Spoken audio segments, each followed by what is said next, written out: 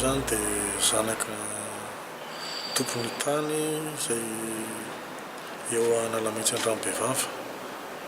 Amin'izao fotoana izao moa zany tany io dia misy olana satria tamin'ny taona 2011 tany dia misy fanarahana nataonay tamin'ny karana zay. Noho ny antony ara-pahasalamana izay mitraiky amin'ny raiko dia voatery zany zay nanapa-kevitra fa hivarotra ilay tany. Dia zay no natonga ilay fanarahana tamin'ny karana io.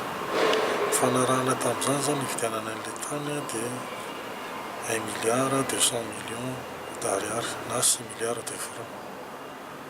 Dia rehefa natao ny fanarahana dia nakany amin'ny nanaovana ny acte de vente zany dia izy ihany no nandroso hevitra taminay hoe 100 millions d'ariary no valeur déclarée any amin'ny acte de vente mba tsy handoavana hetra ambony be.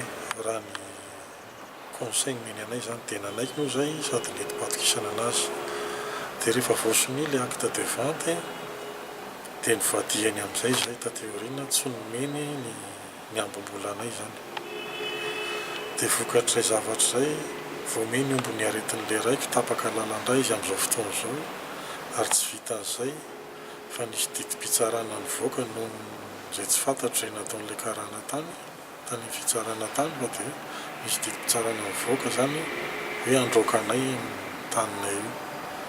Dia zay vao mainka nampiombo ny aretin'ilay raiko ary nahatapaka lalandrana azy toy izao.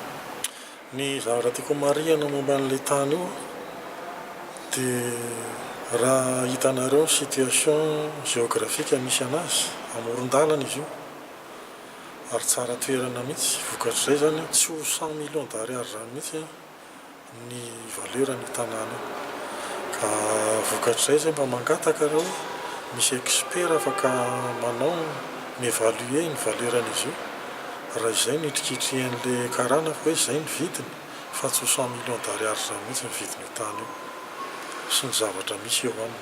Misy trano io, misy entrepôt io, misy garage io akoatran'ilay tany izay mirefy eo amin'ny 4000 mètres carrés eo.